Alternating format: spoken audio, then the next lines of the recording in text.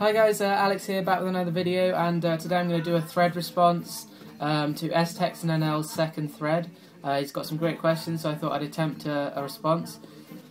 Yeah, but first of all, I want to thank Sid. I'm not going to attempt to say her username. I'm sorry, I can't pronounce it. I'll just muck it up. So, but she's just opened a forum for the vinyl community to discuss all kinds of things, and just a really good place for everyone to kind of collectively share their knowledge on records, and I think it's an awesome idea. I hope it really kicks off and we can get some great discussions going.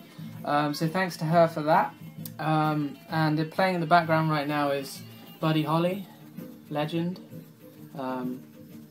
Great music, love Buddy Holly. So yeah, I'll get on with answering STexannl's questions.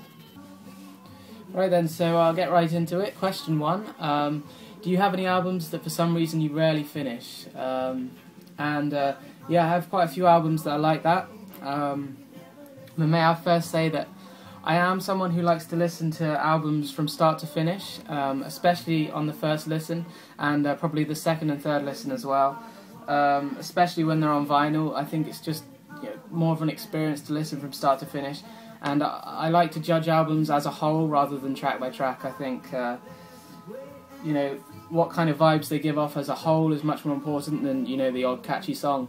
Obviously it's a bit different on iPods and stuff, because it's much easier to skip to the tracks you really love. But yeah, I picked out a couple that I think fit this question quite well.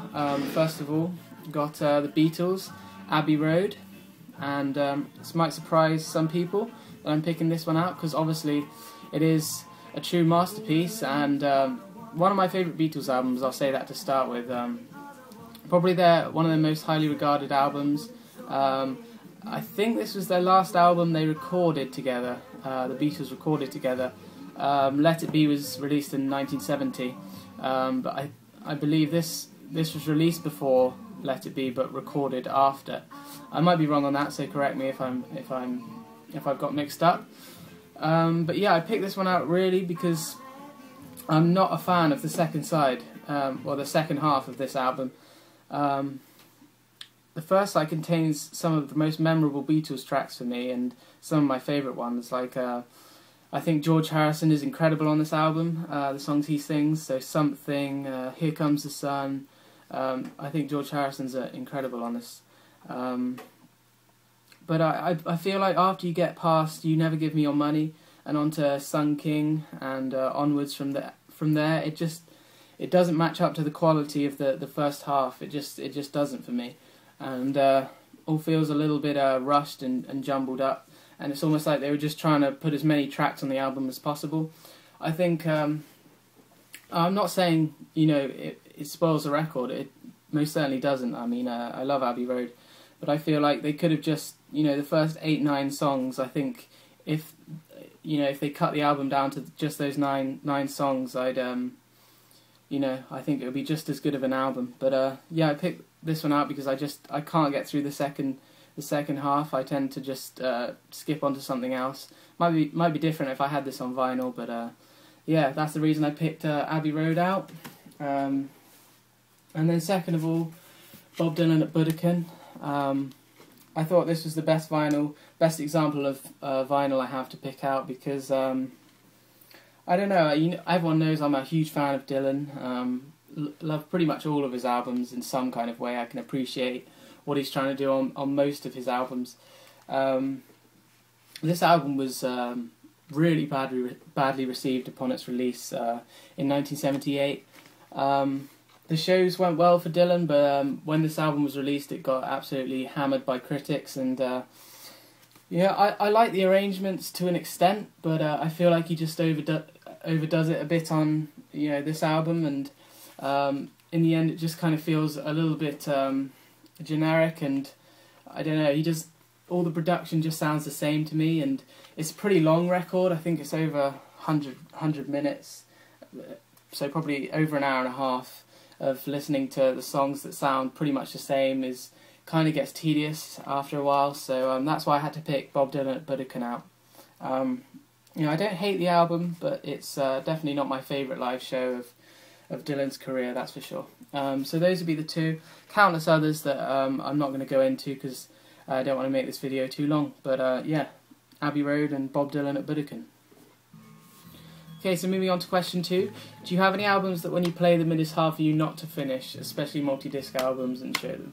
Okay, well, again, I picked out 2 CDs and a record, vinyl, so I'll get straight into it.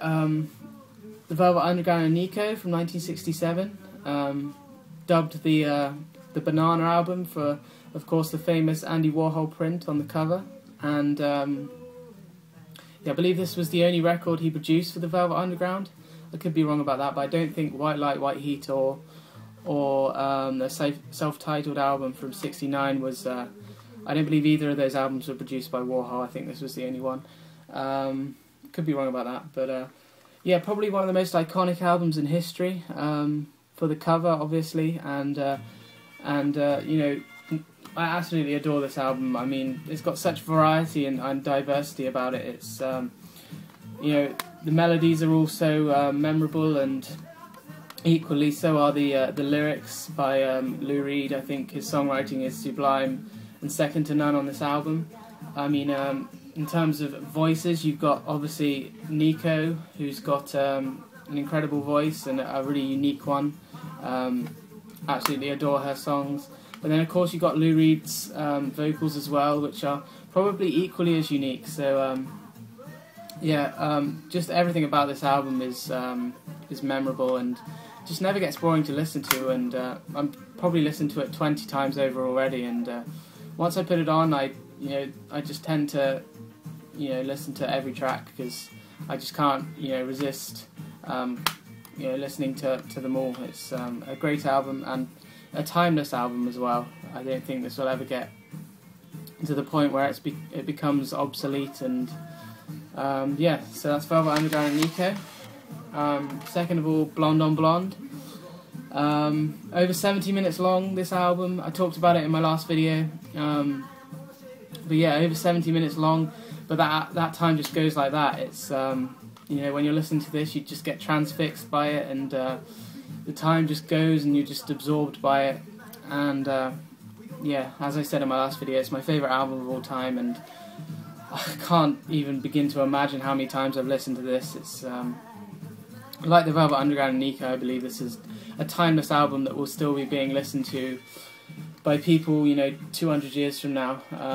So yeah, it's Blonde on Blonde, and the record I picked out was a very recent find for me, Kiss Each Other Clean by Iron and Wine.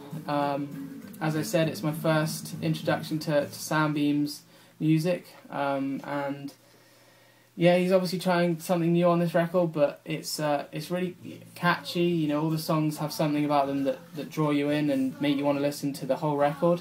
And that's what I've done so far. I've listened to this probably 5-6 times over, and yeah, each time I've listened from start to finish. So yeah, great record, awesome lyrics from Sam, and melodies are catchy, as I say. So yeah, 3 great albums there, and those would be the ones that I struggle to not listen all the way through on.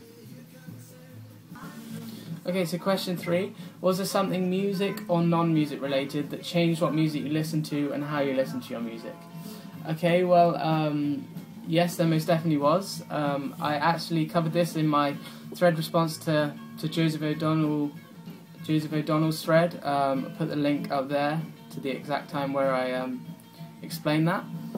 But briefly, I'll do a little recap. Basically, my family used to travel around the country a lot. We always used to go and visit family, and it used to take like 4 or 5 hours in the car together, and my parents always used to put on this Cat Stevens CD, and they used to love that kind of music, and I always used to just blank it out at first, just stick my headphones in and concentrate on what I was listening to, whatever crap that was, some kind of mainstream pop, I suppose. But yeah, I just generally didn't pay attention to Cat Stevens' music, and then one day, goodness knows how it happened. Maybe I ran out of battery or something on my iPod, and I had to listen to this this CD they were playing, and from that moment on, I was just absolutely in awe of this, this new form of music that I'd never heard before. I'd just been exposed to what my friends had been listening to and what was in the charts at the time, and that stuff just in general doesn't have much depth to it. It doesn't really ask you to listen to the lyrics. There's more just kind of tuneful and nice on the ears, and this new stuff that really drew me in and made me want to listen to the words and see what this guy had to say, obviously Cat Stevens. And so I ripped this CD onto my iPod and listened to it God knows how many times over, and absolutely fell in love with this kind of singer-songwriter folky kind of music. So that really led me on to Dylan and stuff, and so I definitely say that CD was what changed how and what music I listened to. So that's a brief recap, but I explain it in a little bit more detail, I think, in my reply to Joseph's thread. Okay, so question 4 doesn't really apply to me, I guess, this question, but how would you move your collection? Alright, I'll show you exactly how I'd move my collection.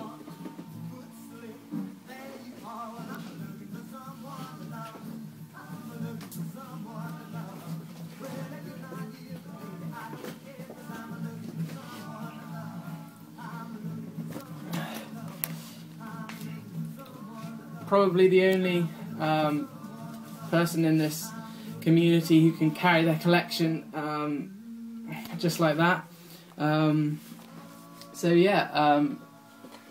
It's not really a problem for me moving my collection. If we moved house or anything, I could just carry it over, But I guess the question is, I might be going to university at the end of the year, in October or something, and by then I hope to have maybe 4 or 5 times the number of records. So then it will become a question that is relevant for me.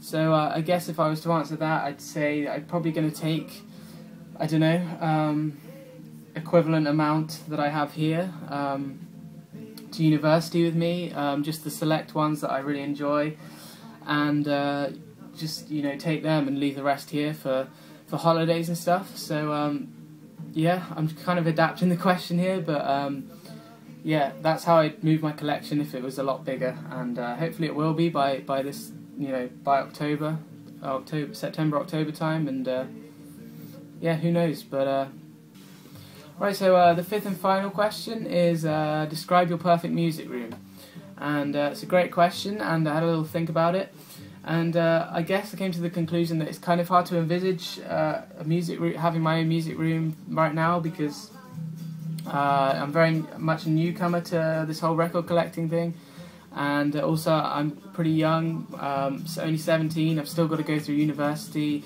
before I even think about owning a house and having a room dedicated to listening to music. But obviously that's an ultimate aim of mine, and I'd love to have something similar to some of the guys on YouTube ultimately, but it's quite a long way off still.